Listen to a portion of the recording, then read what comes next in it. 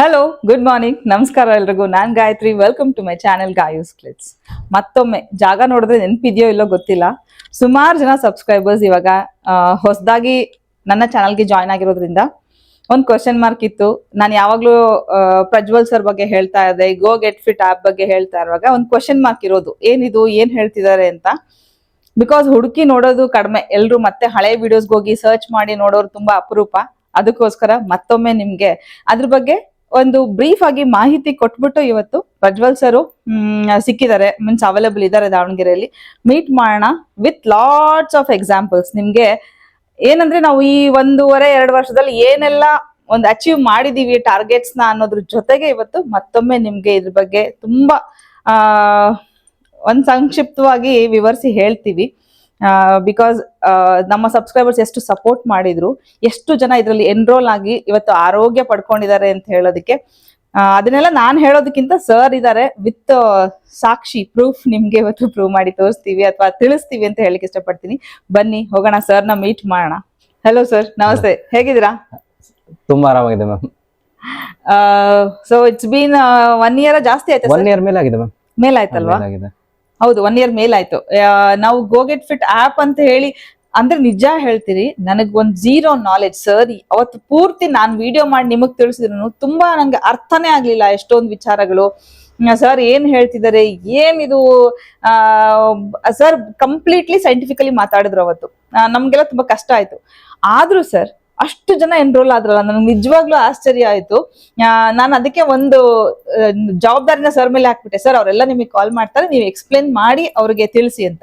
ಒಂದಂತೂ ಕಾನ್ಫಿಡೆನ್ಸ್ ಇತ್ತು, ಈ ಒಂದು ವೆಯ್ಟ್ ಲಾಸ್ ಜರ್ನಿಯಲ್ಲಿ ಅಥವಾ ಹೆಲ್ದಿ ಲೈಫ್ ಸ್ಟೈಲ್ ಜರ್ನಿಯಲ್ಲಿ ಸುಮಾರು ವರ್ಷಗಳಿಂದ ಸರ್ ಅಳವಡಿಸ್ಕೊಂಡಿದ್ರಿಂದ ನನಗೆ ತುಂಬಾ ಈಸಿ ಆಯ್ತು. ಆಮೇಲೆ ನಂಬಿಕೆ ಕೂಡ ಬಂತು, ಹೌದಲ್ವಾ ಈ ತರನು ಆಗ್ಬೋದಲ್ವಾ ಅಂತ.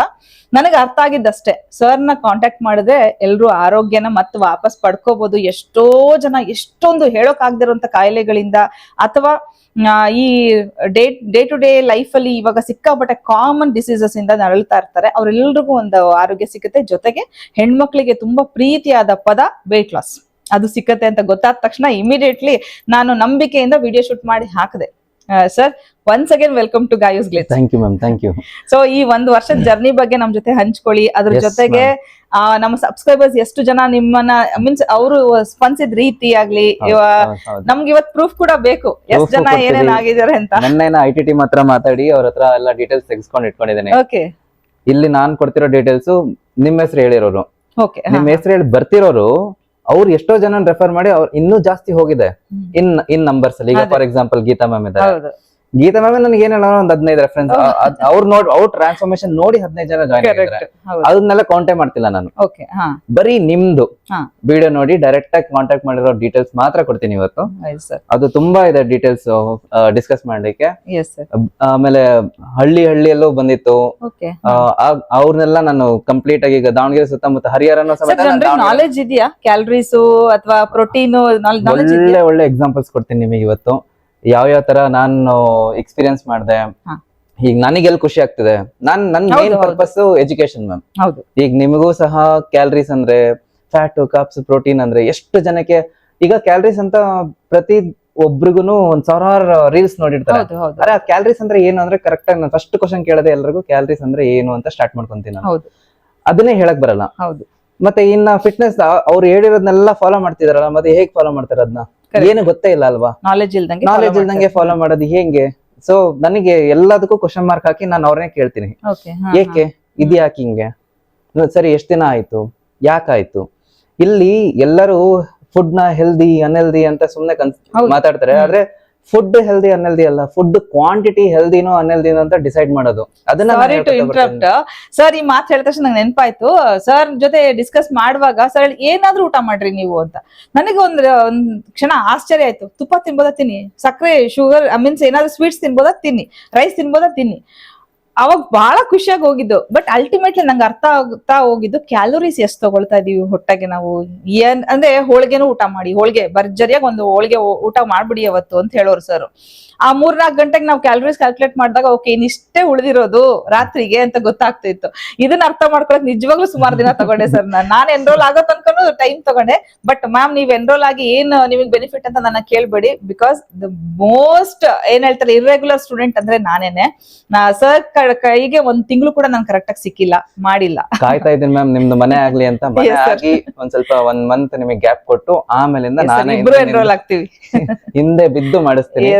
ಇನ್ನೊಂದೇನಂದ್ರೆ ಇವಾಗ ಜನಗಳು ಬ್ಯಾಲೆನ್ಸ್ ಮಾಡೋದನ್ನ ಕಲಿಬೇಕು ಮ್ಯಾಮ್. ಸ್ಟ್ರಿಕ್ಟ್ ಆಗಿ ನೀವೇನೇ ಮಾಡಕ್ ಹೋದ್ರು ಅದನ್ನ ನೀವ್ ಮಾಡಕ್ ಆಗಲ್ಲ. ಅದು ಶಾಶ್ವತ ಅಲ್ಲ. ಅದು ಸರ್ಟೇನ್ ಪೀರಿಯಡ್ ಆಫ್ ಟೈಮ್, 1 ವಾರ 2 ವಾರ ಇದೇದೋ ಇವೆಂಟ್ ಇದೆ, ತಂಗಿ ಮದ್ವೆ ಅಕ್ಕ ಮದ್ವೆ ಇಲ್ಲ ಯಾವ್ದೋ ಒಂದು ಇವೆಂಟ್, ಅದಕ್ ಮಾಡ್ಬೋದು ಸ್ಟ್ರಿಕ್ಟ್ ಆಗಿ. ಅದ್ರ ಮೇಲೆ ಮಾಡಕ್ ಆಗಲ್ಲ ಮ್ಯಾಮ್. ಸೊ ಬ್ಯಾಲೆನ್ಸ್ ಮಾಡೋದನ್ನ ಹೇಳ್ಕೊಡ್ಲೇಬೇಕು ಈಗ. ಹಲೋ ಕಾರ್ತಿಕ್, ಹೇಗಿದ್ದೀರಾ? Fine, thank you. Yes Prajwal sir, subscribers ಬಗ್ಗೆ ಮಾತಾಡ್ತಾ ಇದ್ರಿ. ಎಷ್ಟ್ ಜನ ನಿಮ್ಗೆ ಎನ್ರೋಲ್ ಆದ್ರು ಅಥವಾ ನಿಮ್ ಜರ್ನಿ ಹೇಗಿತ್ತು? ಮ್ಯಾಮ್ ಜರ್ನಿ ಮಾತ್ರ ತುಂಬಾ ಚೆನ್ನಾಗಿತ್ತು. ಅಂದ್ರೆ ಇವ್ರಗಳ ಜೊತೆ ಇವಾಗ ಮೋಸ್ಟ್ ಆಫ್ ದ ಕೇಸಸ್ ಅಲ್ಲಿ ಬಂದಿದ್ದು ಹೌಸ್ ವೈಫ್ಸ್. ಆಮೇಲೆ ಎಲ್ಲಾ ಟ್ರೈ ಮಾಡಿ ಇಂಥದೊಂದು ಟ್ರೈ ಮಾಡಿಲ್ಲ ಅನ್ನಂಗಿಲ್ಲ.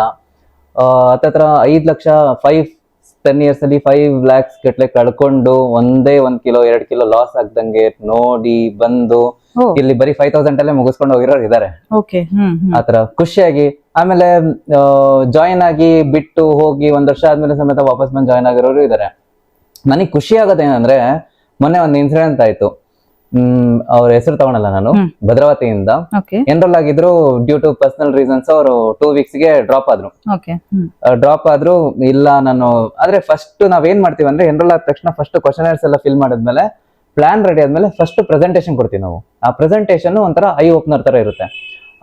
ಯಾವ ತರ ಅಂದ್ರೆ ಕಂಪ್ಲೀಟ್ ಕ್ಯಾಲರೀಸ್ ಇಂದ ಹಿಡಿದು ಏನು ಯಾಕೆ ದಪ್ಪ ಆಗಿದೀವಿ, ಯಾಕೆ ಸಣ್ಣ ಆಗಿದೀವಿ, ಪ್ರತಿಯೊಂದು ಹೇಳ್ಕೊಂತ ಬರ್ತೀನಿ ಆ ಒಂದು ಪ್ರೆಸೆಂಟೇಶನ್ ಅಲ್ಲಿ. ಅಲ್ಲೇನಾಗುತ್ತೆ, ಅಲ್ಲಿ ನಾನು complete pin to pin details ಕೊಡ್ತಾ ಹೋಗ್ತೀನಲ್ವಾ. ಮೊನ್ನೆ ರೀಸೆಂಟ್ ಆಗಿ ಕಾಲ್ ಮಾಡಿದ್ರು ಅವರು. ಮತ್ತೆ ಬ್ಯಾಕ್ ಟು ರುಟೀನ್ ಸ್ಟಾರ್ಟ್ ಮಾಡ್ತಾ ಇದ್ದೀನಿ. 1 ತಿಂಗಳಾಯ್ತು ಜಿಮ್ಮಿಗೆ ಹೋಗಿದೆ. ಜಿಮ್ ಅಲ್ಲಿ ನಾನು ಡಯಟ್ ಪ್ಲಾನ್ ವರ್ಕೌಟ್ ಪ್ಲಾನ್ ಎಲ್ಲ ಕೇಳಿದ್ದೀನಿ. ಡಯಟ್ ಪ್ಲಾನ್ ಕೊಟ್ಟಿದ್ದಾರೆ. ಬಟ್ ಆ diet plan fat, carbs, protein, calories ಆಗ್ಲಿ ಏನು ಮೆನ್ಷನ್ನೇ ಮಾಡಿಲ್ಲ ಅಂತ ಅಂದ್ರು. ನನಗೆ ಬಹಳ ಖುಷಿ ಆಗೋಯ್ತು. ಟರ್ಮ್ಸ್ ಗೊತ್ತಿದೆಯಲ್ಲ ಅಂತ. ಟರ್ಮ್ಸ್ ಅನ್ನೋದ್ಕಿಂತ ಆ ಕ್ಯಾಲರೀಸ್ ಅಂದ್ರೆ ಏನಂತ ಅರ್ಥ ಮಾಡ್ಕೊಂಡಿದ್ದಾರೆ. ಸೊ ನಾನು ಅಲ್ಲಿವರೆಗೂ ರೀಚ್ ಅವರಿಗೆ ಅರ್ಥ ಆಗ್ತಿದೆ ಅಂತಂದ್ರೆ ನನ್ನ ಮೇನ್ ಪರ್ಪಸ್ ಇದ್ದಿದೆ ಎಜುಕೇಟ್ ಮಾಡ್ಬೇಕು. ಏನು ಎತ್ತ ಈಗ ಟ್ರಾನ್ಸ್ಫಾರ್ಮ್ ಆಗೋದಷ್ಟೇ ಅಲ್ಲ, ಅದನ್ನ ಕಾಪಾಡ್ಕೊಂಡು ಹೋಗೋದು ಹೇಗೆ. ಸಸ್ಟೈನಬಲ್ ಅಪ್ರೋಚ್ ಏನದು? ಸಸ್ಟೈನಬಲ್ ಅಪ್ರೋಚ್ ಅಂದ್ರೆ ಏನೋ 3 months ತಗೊಂಡೆ, ಪ್ಲಾನು ಮಾಡ್ದೆ, ಇಳಿಸ್ದೆ, ಆಮೇಲೆ ಅದನ್ನೇ ಮತ್ತೆ ವಾಪಸ್ ರೀಗೇನ್ ಏನ್ ವೆಯ್ಟ್ ರೀಗೇನ್ ಆಗುತ್ತೆ ಅದ್ರ ಮೇಲೆ ಜಾಸ್ತಿ ಫೋಕಸ್ ಮಾಡ್ಬೇಕಿತ್ತು ನಾನು. Actually ma'am weight loss fat loss ಇಶ್ಯೂನೇ ಇಲ್ಲ. ಇಡೀ ವರ್ಲ್ಡ್ ಅಲ್ಲಿ ಯಾರು ಬೇಕಾದ್ರೂ ಮಾಡ್ತಾರೆ. ತಿನ್ನದ್ ಬಿಡ್ತಾರೆ, ವಾಕಿಂಗ್ ಹೋಗ್ತಾರೆ, ವರ್ಕೌಟ್ ಮಾಡ್ತಾರೆ, ಇಳಿಸ್ತಾರೆ, ಇವೆಂಟ್ ಬಂತು ಅದು ಇದು ಏನ್ ಬೇಕಾದ್ರೂ ಮಾಡ್ತಾರೆ. ಆದ್ರೆ weight rebound is actual problem. Weight ಏನ್ ವಾಪಸ್ ಬರುತ್ತೆ ಅದು ಆಕ್ಚುಯಲ್ ಪ್ರಾಬ್ಲಮ್. ಅದನ್ನ ಯಾರು ಟ್ಯಾಕಲ್ ಮಾಡ್ತಿಲ್ಲ. ನಾನು ಅದನ್ನ ಟ್ಯಾಕಲ್ ಮಾಡ್ಬೇಕಂತಾನೆ ಏನ್ ಮಾಡಿದೆ, ಎಜುಕೇಟ್ ಮಾಡಕ್ ಸ್ಟಾರ್ಟ್ ಮಾಡಿದೆ. ನೋ ಸೀಕ್ರೆಟ್, ಪೂರ್ತಿ ಟ್ರಾನ್ಸ್ಪರೆಂಟ್. ನಿಮ್ಗೆ ಏನ್ ಕ್ವಶನ್ ಇದೆಯೋ ಎಲ್ಲ ಸೈಂಟಿಫಿಕಲಿ ಹೇಳ್ತೀರಿ. ಸೈನ್ಸಿಂಗ್ ಅನ್ನತ್ತೆ ನಿಮ್ದು ನಿಮ್ಮ ಲೈಫ್ ಸ್ಟೈಲ್ ಅಲ್ಲಿ ಏನಿದೆ ಹೇಳಿ, ಅದಕ್ಕೆ ತಕ್ಕಂತೆ ಸ್ಟ್ರಾಟಜೈಸ್ ಮಾಡ್ಬಿಟ್ಟು ಪ್ರತಿಯೊಬ್ಬರಿಗೂ ಅವ್ರಿಗೆ ಹೆಂಗೆ ಅನುಕೂಲ ಆಗುತ್ತೆ ಅದಕ್ಕೆ ಸ್ಟ್ರಾಟಜೈಸ್ ಮಾಡೋದು. ಈಗ ಕೆಲವರಿಗೆ 2 meals a day ವರ್ಕೌಟ್ ಆಗುತ್ತೆ, ಕೆಲವರಿಗೆ 3 meals a day ವರ್ಕೌಟ್ ಆಗುತ್ತೆ, ಕೆಲವರಿಗೆ 6 meals a day ವರ್ಕೌಟ್ ಆಗುತ್ತೆ. ಹಂಗಂತ ಬಿಟ್ಟು ನಾವ್ ಯಾವ ಮೀಲ್ ಟೈಮಿಂಗ್ಸ್ ಕೊಟ್ಟಿಲ್ಲ ಇದುವರೆಗೂ.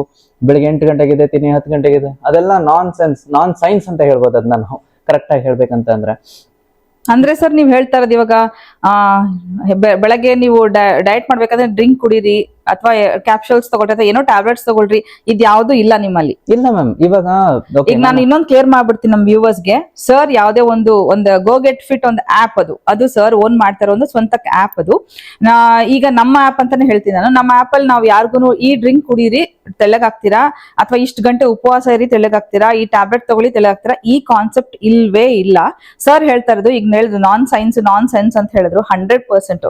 ಯಾಕೆಂದ್ರೆ ಹೆಲ್ತ್ ಮತ್ತೆ ಸಾರಿ ವೆಯ್ಟ್ ಮತ್ತೆ ರೀಬೌಂಡ್ ಆಗ್ತಾ ಇರೋ ಕಾರಣನೇ ಅವತ್ತಿಗೆ ಏನ್ ಬೇಕೋ ಅಷ್ಟೇ ಮಾಡ್ಕೊಂಡು ತೆಳ್ಳಗಾಗಿ ಮತ್ತೆ ಅದನ್ನ ಬಿಡ್ತಾ ಇದೀವಲ್ಲ, ಹಂಗಾಗಿ ನಾವು ಮತ್ತೆ ಬ್ಯಾಕ್ ಟು ಪೆವಿಲಿಯನ್ ಅನ್ನಂಗೆ ಸೇಮ್ ವೇಟ್ ಗೇನ್ ಆಗ್ತಾ ಇದೀವಿ. ಸರ್ ಎಕ್ಸ್ಪ್ಲೈನ್ ಮಾಡೋದನ್ನ ಕರೆಕ್ಟ್ ಆಗಿ ಕೇಳಿಸ್ಕೊಳ್ಳಿ. ಇಲ್ಲಿ ಯಾವುದೇ ರೀತಿ ನಿಮ್ಗೆ ಆಮಿಷಗಳಿಲ್ಲ, ಬೇರೆ ಏನೋ ತಿನ್ನಿ ಬೇರೆ ಏನೋ ಕುಡೀರಿ ಅಂತ ಇಲ್ವೇ ಇಲ್ಲ. ಅದು ಇನ್ನೊಂದು ಮೇಜರ್ ಪಾಯಿಂಟ್ ಏನಂತಂದ್ರೆ ಯಾಕೆ ಹಂಗಾಗುತ್ತೆ ವೆಯ್ಟ್ ರಿಬೌಂಡ್ ಏನಕ್ಕಾಗುತ್ತೆ? ಯಾಕಂದ್ರೆ ಇವಾಗ ಕಮ್ಮಿ ತಿನ್ಬೇಕು, ತಿಂದ್ರೆ ಫ್ಯಾಟ್ ಲಾಸ್ ಆಗುತ್ತೆ, ತಿನ್ನೋದ್ ಬಿಡ್ತಾರೆ, ಅನ್ನ ತಿನ್ನೋದ್ ಬಿಡ್ತಾರೆ. ಆಮೇಲೆ ಈ ಸೂಪರ್ ಫುಡ್ಸ್, ಸ್ಪ್ರೌಟ್ಸ್ ದೋಸೆ ಅಂತೆ, ಗ್ರೀನ್ ಗ್ರಾಮ್ ದೋಸೆ ಅಂತೆ, ಇವೆಲ್ಲ ಎಷ್ಟ್ ದಿನ ಅಂತ ಮಾಡಕ್ ಸಾಧ್ಯ? Correct sir. ಎಷ್ಟ್ ದಿನ ಅಂತ ಮಾಡಕ್ ಸಾಧ್ಯ? ಇದನ್ನ ಏನೋ ಚಿಕ್ಕವರಿದ್ದಾಗಿಂದ ಅದೇ ತಿನ್ಕೊಂಡ್ ಬಂದಿದ್ದಾರೆ ಅಂದ್ರೆ ಹೌದು ಕಂಟಿನ್ಯೂ ಮಾಡ್ಬೋದು. ನಾನು ಹೇಳ್ತೀನಿ, ಈಗ ನನ್ಗೆ ಎಷ್ಟೋ ಜನ ಸರ್ ಇವರು ನಿಮ್ಮ ಸಬ್ಸ್ಕ್ರೈಬರ್ಸ್ ಕೇಳ್ತಾರಲ್ಲ ನಮಗೆ, ಸರ್ ನನ್ ಗ್ರೀನ್ ಗ್ರಾಮ್ ದೋಸೆ ತಿನ್ಬೇಕು, ಅದನ್ನ ನಾವು ಚೀಟ್ ಮೀಲ್ ತರ ಕೊಡ್ತೀನಿ ಮ್ಯಾಮ್ ಅವರಿಗೆ. ಈ ವಿಡಿಯೋ ನೋಡಿದೆ, ಇದು ನೋಡಿ ಸರ್ ತುಂಬಾ ಚೆನ್ನಾಗಿದೆ ಇದು ರೆಸಿಪಿ, ನಾನು ಮಾಡ್ಬೇಕು ಅಂತಿದ್ದೀನಿ, ಎಷ್ಟು ಕ್ಯಾಲರೀಸ್ ಆಗುತ್ತೆ, ಅದನ್ನ ನಾವು ಚೀಟ್ ಮೀಲ್ ತರ ಕೊಡ್ತೀವಿ ನಾವು, ಡೇ ಟು ಡೇ ಬೇಸಿಸ್ ಮೇಲೆ ಕೊಡಲ್ಲ ನಾವು ಅದನ್ನ. ಈಗ ನೋಡಿ ಯಾವ್ದನ ಒಂದು ವಿಡಿಯೋ ನೋಡ್ಬಿಟ್ಟು ಈಗ ಇಷ್ಟ ಆಗುತ್ತಲ್ವಾ, ಅದನ್ನ ಅವಾಗ ಮಾಡಿ. ಪ್ರತಿನಿತ್ಯ ಏನ್ ನೀವು ಇಡ್ಲಿ, ಚಪಾತಿ, ಪುಳಿಯೋರೆ, ಚಿತ್ರಾನ್ನ ಅಂತ ತಿಂತೀರಾ, ಅದೇ ತಿನ್ಬೇಕು ನೀವು. ಅವಾಗ ಮಾತ್ರನೇ ನೀವು ಲೈಫ್ ಲಾಂಗ್ ಅದನ್ನ ಅದೇ ತಿನ್ಕೊಂತ ಮಾಡ್ಕೊಂತ ಹೋಗೋದು. ಇನ್ನೊಂದೇನು, ಈಗ ರಾಜೇಶ್ವರಿ ಮ್ಯಾಮ್ ಗೊತ್ತಲ್ಲ ಮ್ಯಾಮ್ ನಿಮ್ಗೆ, 55 ಇಯರ್ ಓಲ್ಡ್. ಇವಾಗ ರಾಜೇಶ್ವರಿ ಮ್ಯಾಮ್ ಇದಾರಲ್ಲ, ರಾಜೇಶ್ವರಿ ಮ್ಯಾಮ್ದು ಆಲ್ಮೋಸ್ಟ್ ಆಯ್ತು 8 months 9 months ಮೇಲೆ ಆಯ್ತು ಅವ್ರದ್ದು. ಲಾಸ್ಟ್ ಟೈಮ್ ಅವರು ಮತ್ತೆ ಎನ್ರೋಲ್ ಮಾಡ್ಕೊಬೇಕಂದಾಗ ನಾನೇ ಹೇಳ್ದೆ ಅವಶ್ಯಕತೆ ಏನಿಲ್ಲ ನಿಮ್ಗೆ, ಅವ್ರಿಗೆ ವರ್ಕೌಟ್ ವಿಡಿಯೋಸ್ ಏನಿತ್ತು ಎಲ್ಲ ಸ್ಕ್ರೀನ್ ಶಾಟ್ ತೆಗೆದು ಕಳಿಸ್ಬಿಟ್ಟಿದ್ದೆ ಅವ್ರ ಪಾಡಿಗೆ. ಮೊನ್ನೆ ಫೋನ್ ಮಾಡಿದಾಗ ಕೇಳಿದೆ ನಾನು, ಎಷ್ಟಿದ್ರ ವೆಯ್ಟು? ಸರ್ 50-49 ಇನ್ನ ಕಮ್ಮಿ. ಸರ್ ಎಷ್ಟಿದ್ರು ಇನಿಷಿಯಲ್ ವೇಟ್? 72 ಮ್ಯಾಮ್. ಓಕೆ, ಅವ್ರ ಪಾಪ 72 ಅಂದ ತಕ್ಷಣ ಇವೆಲ್ಲ ಏನ್ ಬಾಳ ಅಲ್ಲ ಅನ್ಕೋಬಹುದು. ಅವ್ರ ಹೈಟ್ ಇದ್ದಿದೆ ಮ್ಯಾಕ್ಸಿಮಮ್ ಒಂದ್ 4.5 ಏನೋ 4.10 ಇದ್ರು. ಸೊ ಅವ್ರದ್ದು ಐಡಿಯಲ್ ವೇಟ್ ಬಂದ್ಬಿಟ್ಟು 52 ಒಳಗ್ ಬರ್ಬೇಕಿತ್ತು. ಅದನ್ನ ಅವ್ರು ಬರೀ 4 months 5 months ಅಲ್ಲೇ ಮಾಡ್ಬಿಟ್ರು ಮ್ಯಾಮ್. ಸೂಪರ್. ಅದಕ್ಕಿಂತ ನನಗೆ ಖುಷಿ ಆಗೋದು ಅವ್ರು ಇಳಿಸಿದಲ್ಲ ಖುಷಿ, ಅವ್ರು ಇನ್ನ ಅಲ್ಲೇ ಇದಾರೆ, ಮೇಂಟೈನ್ ಮಾಡ್ತಾ ಇದಾರೆ, ಅದು ಖುಷಿ. ಎಲ್ಲ ತಿಂತಾ ಇದೀನಿ ಸರ್, ಮೊನ್ನೆ ಇದಕ್ ಹೋಗಿದ್ದೆ, ಫ್ಯಾಮಿಲಿ ಫಂಕ್ಷನ್ ಅದು ಇದು ಎಲ್ಲಾ ಕಡೆನೂ ಹೋಗ್ತಾ ಇರ್ತೀನಿ, ತಿಂತಾ ಇರ್ತೀನಿ, ಬಟ್ ಬ್ಯಾಲೆನ್ಸ್ ಮಾಡದ್ ಕಲ್ತ್ಬಿಟ್ಟಿದೀನಿ. ಹೋಮ್ ವರ್ಕೌಟ್ ಮಾಡ್ತಾ ಇದಾರೆ ಸರ್ ಅವರು? Home workout ma'am. ಇವಾಗ ಇನ್ನ ಫೋನ್ ಮಾಡಿ ಅದನ್ನೊಂಚೂರು ಹೇಳಿ ಸರ್, ಯಾಕಂದ್ರೆ ಈಗ ನೀವ್ ಹೇಳಿದ ತಕ್ಷಣ ನಾವು ಜಿಮ್ಗೆ ಹೋಗ್ಬೇಕಂತ ಒಂದು ಟೆನ್ಷನ್ ಇರುತ್ತೆ ಎಲ್ಲರಿಗೂ. ಸೊ ಹೋಮ್ ವರ್ಕೌಟ್ಸ್ ಅಂತ ಅಂದಾಗ ಮ್ಯಾಮ್, ಈಗ ವರ್ಕೌಟ್ಸ್ ಅಂತ ಅಂದಾಗ ಅದನ್ನ ನಾನು ಅವ್ರಿಗೆ ಆಪ್ಷನ್ ಕೊಡ್ತೀನಿ. ಜಿಮ್ಮಿಗೆ ಹೋಗ್ತೀರಾ, ಜಿಮ್ ವರ್ಕೌಟ್ ಕೊಡ್ತೀವಿ. ಹೋಮ್ ಹೋಗ್ತೀರಾ, ಹೋಮ್ ವರ್ಕೌಟ್ ಕೊಡ್ತೀವಿ. ನಿಮಗೆ ಹೆಂಗ್ ಬೇಕೋ ಹಂಗೆ. ಹೋಮ್ ವರ್ಕೌಟ್ ಅಂದ ತಕ್ಷಣ ಅದು ತರಿಸ್ಬೇಕು, ಆ ಎಕ್ವಿಪ್ಮೆಂಟ್ ಏನಿಲ್ಲ ma'am. 600-800 rupees resistance band set ಸಿಗುತ್ತೆ. ಸೊ ಒಂದೊಂದು ಕಲರ್ ಸಮೇತ ಒಂದೊಂದು ವೈಟ್ ಬರುತ್ತೆ, ಅದ್ರಲ್ಲೇ ಹ್ಯಾಂಡಲ್ಸ್ ಇರುತ್ತೆ. ಕೂತಿರೋ ಜಾಗದಲ್ಲೇ ಮಾಡಿಸ್ತೀವಿ ಮ್ಯಾಮ್. ನಮ್ಮ ಹತ್ರ 70 year old ಅವರು ಮಾಡ್ತಿದ್ದಾರೆ. ಸೊ ಮ್ಯಾಮ್ ಇದು ರೆಸಿಸ್ಟೆನ್ಸ್ ಬ್ಯಾಂಡ್ ಸೆಟ್ ನಿಮಗೆ ಇದು 600-800. ಇನ್ನೂ ಒಂದ್ ಸ್ವಲ್ಪ ಕ್ವಾಲಿಟಿ ಚೆನ್ನಾಗಿ ಹೋಗ್ತೀವಿ ಅಂದ್ರೆ 1200 ಮ್ಯಾಕ್ಸಿಮಮ್ ಅಷ್ಟೇ. ಇದು ಒಂದೊಂದು ಕಲರ್ ಸಮೇತ ಒಂದೊಂದು ವೈಟ್ ಇದೆ. ಇದು yellow colour being the lowest. ಇದು ಆಲ್ಮೋಸ್ಟ್ ಆಲ್ ನಿಮಗೆ 4.5 kilos ಇಂದ ಸ್ಟಾರ್ಟ್ ಆಗುತ್ತೆ. ಇದು 4.5 kilos ಸ್ಟೈಲ್ ಬೇಸ್. ಬ್ಲಾಕ್ ಬಂದು ಟಫೆಸ್ಟ್ 18 kilos ಇದೆ. ಇದು 18.2 kilos ಇದೆ. ಏನಂದ್ರೆ ಇದ್ರ ಜೊತೆಗೆ ಒಂದು ಸೆಟ್ ಆಫ್ ಇದು ಕೊಟ್ಟಿರ್ತಾರೆ. ಇದನ್ನ ಕೂತುನು ಮಾಡ್ಬೋದು, ನಿಂತುನು ಮಾಡ್ಬೋದು. ನಿಂತು ಬೈಸೆಸ್ ವರ್ಕೌಟ್ ಆಯ್ತು, ಈ ತರ ಇಲ್ಲ ಶೋಲ್ಡರ್ ವರ್ಕೌಟ್ ಆಯ್ತು, ಕೂತ್ಕೊಂಡು ಚೇರ್ ಅಲ್ಲೇ ಸಮೇತ ಮಾಡ್ಬೋದು. ಇಲ್ಲ ಡೋರಿಗೆ ಆಂಕರ್ ನ ಇದ್ ನೋಡಿ, ಇದು ಡೋರ್ ಆಂಕರ್ ಅಂತ ಹೇಳ್ಬಿಟ್ಟು ಇದನ್ನ ಹ್ಯಾಂಡಲ್ ನ ಇದ್ರೊಳಗೆ ಹಾಕಿ, ಇದ್ರದೊಂದು ಸ್ಪಾಟ್ ಇದೆ, ಇಲ್ಲಿ ಹಾಕಿ ನಾನು ಡೋರ್ ಹಿಂದೆ ಹಾಕಿದೆ, ಲಾಕ್ ಮಾಡಿದೆ. ಲಾಕ್ ಮಾಡಿದ್ಮೇಲೆ ಏನಾಯ್ತು, ಅದು ಲಾಕ್ ಆಯ್ತು, ಅದ್ ಬರಲ್ಲ ಇವಾಗ. ಸೊ ಅವಾಗ ಏನಾಗುತ್ತೆ, ನಾನು ಚೆಸ್ಟ್ ವರ್ಕೌಟ್ ಮಾಡ್ಬೋದು, ಇಲ್ಲ ಟ್ರೈಸಸ್ ವರ್ಕೌಟ್ ಮಾಡ್ಬೋದು. ಸೊ ಮನೇಲೆ ಎಲ್ಲ ನೀವು ಹೇಳೋದು 1,000 ಇನ್ವೆಸ್ಟ್ಮೆಂಟ್ ಮಾಡ್ಬಿಟ್ರೆ ನಾವು ಮನೇಲೆ ಜಿಮ್ ಅಷ್ಟೇ ಮ್ಯಾಮ್. ಆಮೇಲೆ ಈಗ ಇನ್ನೊಂದು ಏನಂದ್ರೆ, ಇದು 18 kilos ಆದ್ಮೇಲೆ ಏನು ಅಂತ ಅಂತಿರಲ್ವಾ, ಜಾಯಿನ್ ಮಾಡ್ಬೋದು. 2-2, 5-5 ಎರಡು ಸೇರ್ಸ್ಕೊಂಡು ಮಾಡ್ಬೋದು. 5 ಸೇರ್ಸ್ಕೊಂಡು ಮಾಡ್ಬೋದು ಮ್ಯಾಮ್ ಲಾಸ್ಟಿಗೆ ನೀವು. ಸೊ ಅಷ್ಟು ವೆಯ್ಟ್ ಆಪ್ಷನ್ಸ್ ಇರುತ್ತೆ ನನ್ನ ಹತ್ರ. ನಿಮಗೆ ಇಲ್ಲೇ 30+ ವೇಟ್ ಆಗೋಗುತ್ತೆ. ಇಲ್ಲಿ ಜಾಸ್ತಿ ಆಗ್ತಷ್ಟು ಜಾಸ್ತಿ ಇದು ರೆಸಿಸ್ಟೆನ್ಸ್ ಮ್ಯಾಮ್, ರೆಸಿಸ್ಟೆನ್ಸ್ ಕ್ರಿಯೇಟ್ ಮಾಡುತ್ತೆ. ರೆಸಿಸ್ಟೆನ್ಸ್ ಕ್ರಿಯೇಟ್ ಮಾಡುತ್ತೆ, ನಮಗೆ ವರ್ಕೌಟ್ ಆಗೋದು ಹಾಗೆ ಆಗುತ್ತೆ. ರಾಜೇಶ್ವರಿ ಮ್ಯಾಮ್ ಬರೀ ಇವನ್ ಇಟ್ಕೊಂಡೇನೆ 22 kilo ಲಾಸ್ ಮಾಡೋದು. Super sir. ಇನ್ನ ಗೀತಾ ಮ್ಯಾಮ್, ಇನ್ನ ಹೆಸರು ಹೇಳ್ತಾ ಹೋದ್ ಮ್ಯಾಮ್, ನಾನು ಕೆಲವ್ರ ಮಾತ್ರ ಹೆಸರು ತಗೊಂತ ಇದ್ದೀನಿ ಅಷ್ಟೇ ನಾನು. ನಿಮಗಿನ್ನ ಡೇಟಾ ಕೊಡ್ತೀನಿ ರೀ, ಒಂದೇ ಒಂದು ನಿಮಿಷ. ಸೊ ಟೋಟಲ್ ಆಗಿ ಮ್ಯಾಮ್ 138 ಎನ್ರೋಲ್ಮೆಂಟ್ಸ್ ಆಗಿದೆ. ಇಲ್ಲಿ ನಾನು ಯಾವ್ದನ್ನು ಬರೀ ನಿಮ್ ಹೆಸರು ಹೇಳ್ಕೊಂಡ್ ಬಂದ್ರೆ ಮಾತ್ರ, ರೆಫರೆನ್ಸ್ ನಾನು ಆಡೇ ಮಾಡಿಲ್ಲ ಇಲ್ಲಿ. ಟೋಟಲ್ ಆಗಿ 1134 ಕಿಲೋಸ್ ಲಾಸ್ ಆಗಿದ್ದಾರೆ ಎಲ್ಲರದು ಸೇರಿ. ಆನ್ ಅನ್ ಆವರೇಜ್ 7 ಎಲ್ಲ ಕಡೆಯಿಂದ. ಬೆಂಗಳೂರು ಹೈಯೆಸ್ಟ್ 37 ಜನ ಎನ್ರೋಲ್ ಆಗಿದ್ದು, 353 ಕಿಲೋಸ್ ಅಲ್ಲೇ ಒಂದ್ ಕಡೆ ಲಾಸ್ ಆಗಿದೆ. Davanagere next 36 enrollment, 319 kilos loss ಆಗಿದೆ. On an average 8.8 kilos.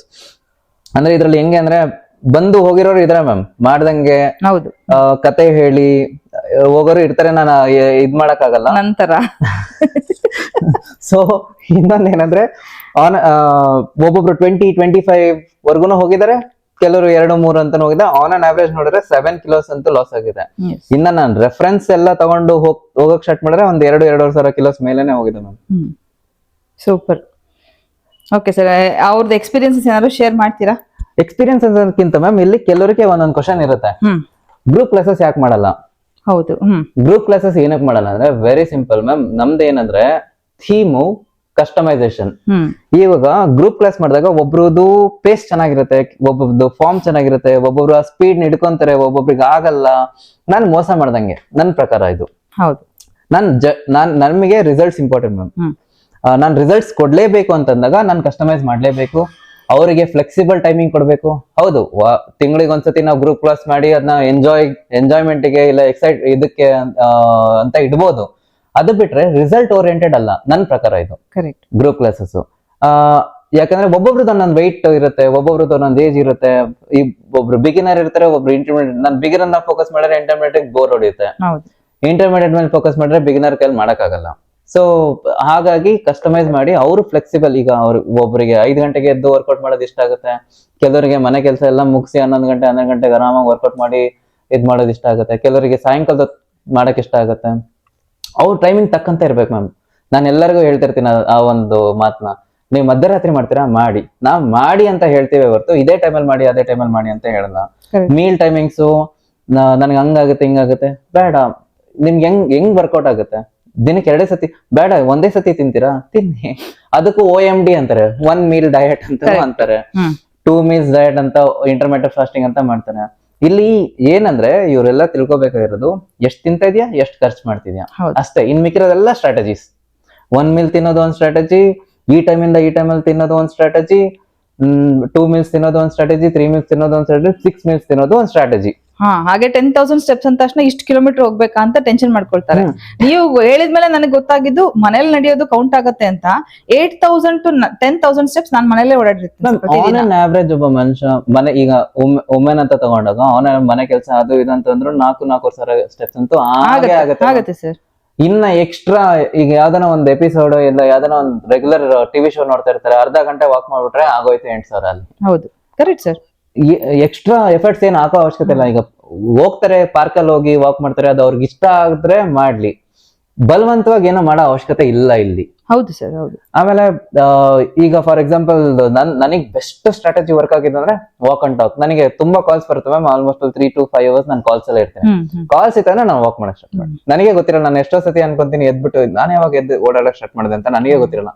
ಅದೊಂದು ಅಭ್ಯಾಸ ನನಗೆ. ಸೊ ಏನಾಗುತ್ತೆ ವಾಕ್ ಆತರ ಅವ್ರ ಲೈಫ್ ಸ್ಟೈಲ್ ಅಲ್ಲಿ ನೋಡಿ ನಾವೇನ್ ಮಾಡ್ತೀವಿ, ಸ್ಟ್ರಾಟಜೈಸ್ ಮಾಡಿ ಇದು ವರ್ಕ್ ಆದ್ರೆ ನೋಡಿ ಇದ್ರ ಟ್ರೈ ಮಾಡಿ, ಕರೆಕ್ಟ್ ವಾಕ್ ಮಾಡಿ ಅಷ್ಟೇ. ಅದಕ್ಕಂತಾನೆ ವಾಕ್ ಹೋಗ್ಬೇಕಾ, ಅದಕ್ಕಂತಾನೆ ಟೈಮ್ ಬೇಡ, ತೆಗಿಯೋದು ಅವಶ್ಯಕತೆ ಇಲ್ಲ. ಟೈಮ್ ಈಗ ನಾನು ಅವಾಗ ಹೇಳಿದ್ದು ಒಂದೇ, ಟೈಮು ಎನರ್ಜಿ ಮನಿ ಎಲ್ಲ ಎಲ್ಲೆಲ್ಲಿ ಇನ್ವೆಸ್ಟ್ ಮಾಡ್ತಿದ್ರು ಅಲ್ಲೆಲ್ಲ ರಿಸಲ್ಟ್ ತೆಗೆದು ಬಿಡ್ಬೇಕು. ಇಲ್ಲ ಅಂದ್ರೆ ಅದು ಏನಾಗುತ್ತೆ, ಅದು ನಿಮಗಷ್ಟೇ ಡಿಮೋಟಿವೇಟ್ ಮಾಡಲ್ಲ, ನಿಮ್ ಸುತ್ತಮುತ್ತ ಇರೋರ್ಗು ಡಿಮೋಟಿವೇಟ್ ಮಾಡುತ್ತೆ. ಕರೆಕ್ಟ್. ಸರ್, ಒಂದು ಕ್ವಶನ್. ಆಲ್ರೆಡಿ ನಾವ್ ಇದ್ರ ಬಗ್ಗೆ ಮಾತಾಡಿದೀವಿ, ಬಟ್ ಸ್ಟಿಲ್ ಈಗ ಹೊಸ ಸಬ್ಸ್ಕ್ರೈಬರ್ಸ್ಗೋಸ್ಕರ ಇವತ್ತೊಂದು ಇಂಟ್ರೊಡಕ್ಷನ್ ಅಷ್ಟೇನೆ. ನೀವು IT ಬೇಸಿಕಲಿ ನೀವು IT ಫೀಲ್ಡ್ ಅಲ್ಲಿ ಇದ್ದವರು, ಇದು ಇಂಟ್ರೆಸ್ಟ್ ಹೇಗ್ ಬಂತು ಅಥವಾ ನಾಲೆಜ್ ಹೇಗ್ ಬಂತು, ಇದು ಹೇಗ್ ಶುರು ಆಯ್ತು ನಿಮ್ ಜರ್ನಿ, ಒಂದು ಬ್ರೀಫ್ ಆಗಿ ಹೇಳ್ಬಿಟ್ರೆ ಹೊಸ ಸಬ್ಸ್ಕ್ರೈಬರ್ಸ್ ಒಂದು ಗೊತ್ತಾಗತ್ತೆ. ಸೊ ಬೇಸಿಕಲಿ ನಾನಿಲ್ಲಿ MBA ಮಾಡಕ್ಕೆ ಜರ್ಮನಿಗೆ ಹೋದೆ ಮ್ಯಾಮ್. ಅಲ್ಲಿನ ಲೈಫ್ ಸ್ಟೈಲ್ ನೋಡಿ, ಅಲ್ಲಿ ಏಜ್ ಆಗಿರೋರು ಸಮೇತ 70-80 years ಓಲ್ಡ್ ಜೀನ್ಸ್ ಪ್ಯಾಂಟ್ ಹಾಕೊಂಡು ಟಿ ಶರ್ಟ್ ಹಾಕೊಂಡು ಸೈಕ್ಲಿಂಗ್ ಮಾಡ್ಕೊಂಡು ಹೋಗ್ತಾ ಇರ್ತಾರೆ. ನಮ್ ಕಡೆ ಏಜ್ ಆದ ತಕ್ಷಣ ಆಲ್ರೆಡಿ ಬೆಡ್ ರಿಡನ್ ಆಗಿರ್ತಾರೆ, ಇಲ್ಲ ಆಲ್ಮೋಸ್ಟ್ ಅಲ್ಲೆಲ್ಲ ಇದ್ ಮಾಡ್ಕೊಂತ ಬರ್ತಾರೆ. ಏನಕ್ಕಿದು? ಒಂದು ಈಟಿಂಗ್ ಹ್ಯಾಬಿಟ್ ಸರಿ ಇಲ್ಲ ನಮ್ದು. ಅಂದ್ರೆ ಹೆಲ್ದಿ ಅಂತ ಹೇಳ್ಕೊಂಡು ಊಟ ಬಿಡೋದು ಅಲ್ಲ, ಇನ್ನ ಅಳತೆ ಈ ಕ್ವಾಂಟಿಫೈಡ್ ನ್ಯೂಟ್ರಿಷನ್ ಅನ್ನೋ ಕಾನ್ಸೆಪ್ಟ್ ನನಗೆ ಅರ್ಥ ಆಗಿದೆ ಅವಾಗ. ಏನ್ ಅವ್ರ ಲೈಫ್ ಸ್ಟೈಲ್ ಏನೋ ಡಿಫ್ರೆನ್ಸ್ ಇಲ್ಲ ಮ್ಯಾಮ್. ಅವ್ರು ತಿನ್ನೋ ಬ್ರೆಡ್, ಪಾಸ್ತಾ ಇವೇ, ನಮ್ದೇ ರೈಸ್, ಓಟ್ಸ್ ಇವೇ, ಅವೆಲ್ಲ ಎಲ್ಲ ಒಂದೇ ಅವು. ಸೊ ಅವ್ರಿಗೆ ಅದು ಚಿಕ್ಕವರಿಂದ ತಿನ್ಕೊಂಡ್ ಬಂದಿರೋದನ್ನ ಅವ್ರು ಕಂಟಿನ್ಯೂ ಮಾಡ್ಕೊಂಡು ಹೋಗ್ತಿದ್ದಾರೆ. ಏನಂದ್ರೆ ಅವ್ರ ಪ್ಲಸ್ ಪಾಯಿಂಟ್, ದಿನ ನಡೀತಾರೆ, ಎಕ್ಸರ್ಸೈಸ್ ಮಾಡ್ತಾರೆ, ಜಿಮ್, ಪ್ರತಿ ಒಬ್ಬನು ಜಿಮ್ಮಿಗೆ ಹೋಗ್ತಾರೆ, ಇಲ್ಲ ಮನೇಲಿ ವರ್ಕೌಟ್ ಮಾಡ್ತಾರೆ. ಫಿಸಿಕಲ್ ಆಕ್ಟಿವಿಟಿ ತುಂಬಾ ಚೆನ್ನಾಗಿರುತ್ತೆ. ನಾವೀಗ ನಮ್ಮ ಆನ್ಸೆಸ್ಟರ್ಸ್ ನಮ್ ಅಂತೀವಲ್ಲ, ಅವರೆಲ್ಲ ಎಲ್ ಜಿಮ್ಗೆ ಹೋಗ್ತಿದ್ರು ಅಂತ. ಮತ್ತೆ ಅವರು ತಿಂತಿದ್ದಿದ್ 2 ಮೀಲು. ನನಗೆ ಗೊತ್ತಿರೋ ಪ್ರಕಾರ ಅವ್ರು ತಿಂತಿದ್ದಿದ್ 2 ಮೀಲು.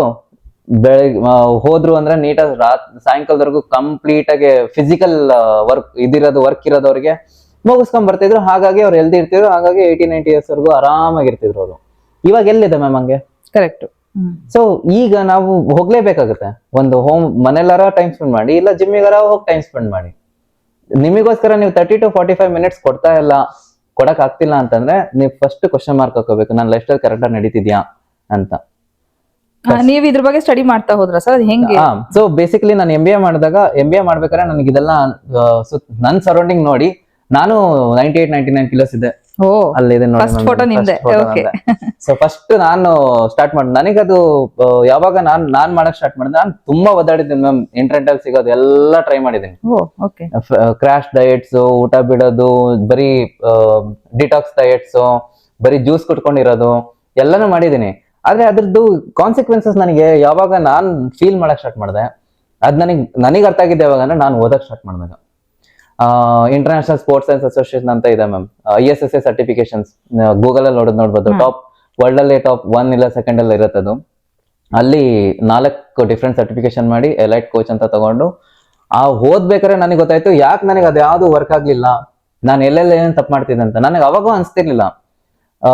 ಮಸಲ್ ಲಾಸ್ ಆಗೋದಾಗಿರ್ಬೋದು, ನಮ್ ಎನರ್ಜಿ ಡ್ರೈನ್ ಆಗೋದಾಗಿರ್ಬೋದು, ಎಷ್ಟೇ ಎನರ್ಜಿ ಡ್ರೈನ್ ಅದು ಇಲ್ಲ, ಅದ್ ಬೇಕು ನನಗೆ, ನಾನು ಮಾಡ್ಬೇಕು ಅಂತ ನಾನು ಹೋಗಿ ಮಾಡೋದು ಹುಚ್ಚತನ. ಅದು ನನಗೆ ಅವಾಗ ಅನ್ಸಿದ್ದು. ಅವಾಗ ಮಾಡ್ಬೇಕಾದ್ರೆ ನನ್ ತುಂಬಾ ಹಠ ಜಾಸ್ತಿ ನನಗೆ. ನಾನು ಮಾಡ್ತಾ ಇದ್ದೀನಿ, ಕಾನ್ಫಿಡೆನ್ಸ್ ಅದು ಇದು ಎಲ್ಲ ಬರುತ್ತೆ, ಬಟ್ ರಾಂಗ್ ಪಾತ್ ಅಲ್ಲಿ ಇದ್ದೆ. ಅದಕ್ಕೆ ಗೋ ಗೆಟ್ ಫಿಟ್ ಅಂತ ಹೆಸರಿಟ್ಬಿಟ್ಟು ದ ರೈಟ್ ವೇ ಅಂತ ಇಟ್ಬಿಟ್ಟೆ.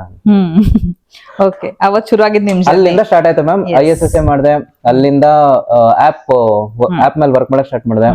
ನನ್ನ MBA ಥೀಸಿಸ್ ಸಮೇತ ಇದೇ ಫಿಟ್ನೆಸ್ ಆಪ್ ಮೇಲೆನೆ ಮಾಡಿದೆ ನಾನು. ಸೊ ದಟ್ ನನ್ನ ಟೈಮ್ ಉಳಿಯುತ್ತೆ. ಅಲ್ಲೂ ಹೆಂಗಿದ್ರು ನಾನು ರಿಸರ್ಚ್ ಮಾಡ್ಲೇಬೇಕು. ಆ ರಿಸರ್ಚ್ ನಾನು ಇಲ್ಲೂ ಇಂಪ್ಲಿಮೆಂಟ್ ಮಾಡ್ಬೋದು ಅಂತ ಮಾಡ್ಕೊಂತ ಬಂದು ಹತ್ರ ಒಂದು 75 ವರ್ಲ್ಡ್ ಅಲ್ಲಿರೋ ಎಲ್ಲಾ ಆಪ್ಸ್ ನ ಸಬ್ಸ್ಕ್ರಿಪ್ಷನ್ ತಗೊಂಡು, ಇನ್ನ ನಾನು ಸೆಲೆಬ್ರಿಟಿ ಕೋಚಸ್ ಇವರೆಲ್ಲ ಇರ್ತಾರಲ್ಲ, ಅವ್ರ ಹತ್ರ ಎಲ್ಲ ಎನ್ರೋಲ್ಮೆಂಟ್ ಆಗಿದೆ.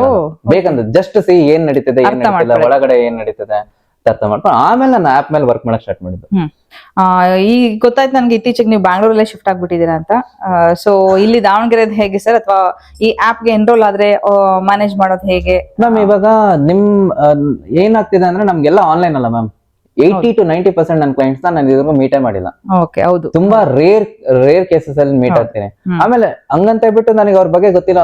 ಅವ್ರ ಪಿನ್ ಟು ಪಿನ್ ಡೀಟೇಲ್ಸ್ ಇರುತ್ತೆ, ಎಲ್ಲಾನು ಇರುತ್ತೆ. ನಾವು ತುಂಬಾ ಬಾಂಡಿಂಗ್ ನಮ್ದೆಲ್ಲ ತುಂಬಾ ಚೆನ್ನಾಗಿರುತ್ತೆ. ಎಷ್ಟೋ ವರ್ಷದಿಂದ ಪರಿಚಯ ಇರೋ ತರ ಮಾತಾಡಿಸ್ತಾರೆ ನನ್ನ ಹತ್ರ. ನಾವ್ ಹಂಗೆ ಇದೀವಿ. ಹಂಗಂತ ಹೇಳ್ಬಿಟ್ಟು ಅವ್ರಿಗೆಲ್ಲ ನಾನು ಫಿಸಿಕಲಿ ಮೀಟ್ ಮಾಡಿ ಅವ್ರಿಗೆ ಹೇಳ್ಕೊಟ್ಟಿರೋದು ಏನು ಇಲ್ಲ ಮ್ಯಾಮ್. ಎಲ್ಲ ಅವ್ರಿಗೆ ಹೆಂಗ್ ಬೇಕು ಕಸ್ಟಮೈಸ್ ಮಾಡಿ ಕೊಟ್ಟಿರ್ತೀವಿ, ಅವ್ರು ಅದ್ ಮಾಡ್ಕೊಂಡು ಹೋಗ್ತಿರ್ತಾರೆ. ಫಸ್ಟ್ ವಾರ ತುಂಬಾ ಕ್ವಶನ್ಸ್ ಇರುತ್ತೆ, ಸೆಕೆಂಡ್ ವಾರದಿಂದ ಗ್ರಿಪ್ ತಗೊಂತಾರೆ, ಥರ್ಡ್ ವಾರದಿಂದ ಆರಾಮಾಗಿ ಹೋಗ್ತಾ ಇರ್ತಾರೆ. ಇಲ್ಲಿ ಇದುವರೆಗೂ ಜಾಯಿನ್ ಆಗಿರೋದ್ರಲ್ಲಿ ನಾನು ಬೇಸಿಕ್ ತುಂಬಾ ಕ್ವಶನ್ಸ್ ಕೇಳ್ತಾ ಇದ್ದು. ಗ್ರೂಪ್ ಕ್ಲಾಸಸ್ ಒಂದು ಅದ್ ನಾನು ಯಾವತ್ತೂ ಓಕೆ ಮಾಡ್ಲೇ ಇಲ್ಲ ನಾನು. ಸೆಕೆಂಡ್ ಒಂದು ಫಾಲೋ ಅಪ್ ಮಾಡಲ್ಲ ನೀವು. ನಾವು ಫಾಲೋ ಅಪ್ ಮಾಡಲ್ಲ, ಫಾಲೋ ಅಪ್ ಮಾಡ್ಕೊಡ್ದು ಆಕ್ಚುಲ್ ಆಗಿ. ಯಾಕಂದ್ರೆ ನೀವ್ ನನಗ್ ಕೇಳ್ಬೇಕು ಕರೆಕ್ಟ್ ಏನ್ ತಪ್ಪು. ಇವಾಗ ನಾನೇ ಬಿದ್ದು ಏನ್ ಸರಿ ಮಾಡ್ತಿದ್ರಾ, ಏನ್ ತಪ್ಪು ಮಾಡ್ತೀರಾ ಅಂತ ಕೇಳೋದಕ್ಕೂ, ನೀವು ಹಿಂಗ್ ಮಾಡಿದೀನಿ ಸರಿನಾ ತಪ್ಪು ಅಂತ ಕೇಳೋದಕ್ಕೂ ವ್ಯತ್ಯಾಸ ಅದ. ಇಷ್ಟು ಜನ ಇದ್ರಲ್ಲ ಸರ್, ಇಷ್ಟು ಜನ ಎಲ್ಲ ಅಪ್ಡೇಟ್ ಕೊಡುವಾಗ ನಿಮ್ಗೆ ನೋಡ್ಲಿಕ್ಕೆ ಕಷ್ಟ ಆಗಲ್ವಾ ಮ್ಯಾಮ್? ನನಗೆ ಈಗ್ಲೂ ದಿನಕ್ಕೆ 350ರಿಂದ 400 ಸ್ಕ್ರೀನ್ ಶಾಟ್ ಬರ್ತಿದೆ ಮ್ಯಾಮ್. ಆಮೇಲೆ ನಾನು ಎಲ್ಲರಿಗೂ ರಿಪ್ಲೈ ಮಾಡ್ತೀನಿ. ಬರೀ ಒಂದು ಎಮೋಜಿ ಹಾಕೋರು ಅವ್ರಿಗೆ ಅರ್ಥ ಆಗ್ಬಿಡುತ್ತೆ. ಯಾಕಂದ್ರೆ ಫಸ್ಟ್ ವೀಕ್ ಅಲ್ಲಿ ಮಾತ್ರನೇ ಅವ್ರಿಗೆ ನೋಡಿ ಇದು ತಪ್ಪು ಮಾಡಿರಿ, ಇದು ತಪ್ಪು ಮಾಡಿರ. ಚಿಕ್ಕ ಹುಡ್ರಲ್ಲ ಮ್ಯಾಮ್, ಕೋಲ್ ಹಿಡ್ಕೊಂಡ್ ಕುತ್ಕೊಂಡಿದ್ದು. ಅವ್ರು ಯಾರ್ಯಾರಿಗೆ ನನಗೆ ಬೇಕೇ ಬೇಕು ಅಂತ ಬರ್ತಾರಲ್ಲ, ಅವ್ರು ನಿಜವಾಗ್ಲೂ ಮಾಡ್ಕೊಂಡು ಹೋಗಿದಾರೆ ಮ್ಯಾಮ್. ತುಂಬಾ ಚೆನ್ನಾಗಿ ಮಾಡ್ಕೊಂಡು ಹೋಗಿದ್ದಾರೆ. ಇವಾಗ ಆಲ್ಮೋಸ್ಟ್ ಅಲ್ಲಿ 2 ಕೋಚ್ ಇದೀವಿ ಮ್ಯಾಮ್. ಸೆಕೆಂಡ್ ಕೋಚ್ ಅಂತ ಕಾರ್ತಿಕ್ ಅಂತ ಇದಾರೆ. ಕಾರ್ತಿಕ್ ಆಪ್ ಲಾಂಚ್ ಆಗಿನ 1 ವರ್ಷ ಮುಂಚೆ ಪರಿಚಯ ಆಗಿದ್ದು ನನಗೆ ದಾವಣಗೆರೆಯಲ್ಲಿ. ಸ್ನ್ಯಾಪ್ ಫಿಟ್ನೆಸ್ ಅಲ್ಲಿ ವರ್ಕ್ ಮಾಡ್ತಿದ್ರು, ಆಸ್ ಅ ಟ್ರೈನರ್ ಆಗಿ ವರ್ಕ್ ಮಾಡ್ತಿದ್ರು. ಬಂದು ತುಂಬಾ ಇಂಟ್ರೆಸ್ಟಿಂಗ್ ಆಗಿ ಕೇಳಿದಾಗ ಅವ್ರಿಗೆ ಎಜುಕೇಟ್ ಮಾಡೋಕೆ ಸ್ಟಾರ್ಟ್ ಮಾಡಿದೆ. ಎಜುಕೇಟ್ ಮಾಡಿ ಅವರು ಇಲ್ಲ ಅವರು ಫಸ್ಟ್ ಟ್ರಾನ್ಸ್ಫಾರ್ಮ್ ಆದ್ರು, 71 ಇಂದ 58 ಹೋದ್ರು. ಸೆಕೆಂಡ್ ಅಲ್ಲಿದ್ದಾರೆ ನೋಡ್ರಿ, ಅದು ಅವ್ರ ಟ್ರಾನ್ಸ್ಫಾರ್ಮೇಶನ್. ಅವ್ರ ಮುಂಚೆಯಿಂದನೂ ಫಿಟ್ನೆಸ್ ಒಂದ್ ಸ್ವಲ್ಪ ಇತ್ತು, ಮಾಡ್ಬೇಕು ಆ ಫೀಲ್ಡ್ ಅಲ್ಲಿ ಇದ್ ಮಾಡ್ಬೇಕು ಅದ್ ಮಾಡ್ಬೇಕಂತ. ಬಟ್ ಏನಂದ್ರೆ ರೈಟ್ ಡೈರೆಕ್ಷನ್ ಇರ್ಲಿಲ್ಲ, ರೈಟ್ ನಾಲೆಜ್, ರೈಟ್ ಪಾತ್ ಇರ್ಲಿಲ್ಲ ಅಷ್ಟೇ. ನಾನ್ ಸಿಕ್ಮೇಲೆ ಅವ್ರಿಗೆ ಅದು ಅಲೈನ್ ಆಗ್ತಾ ಬಂತು.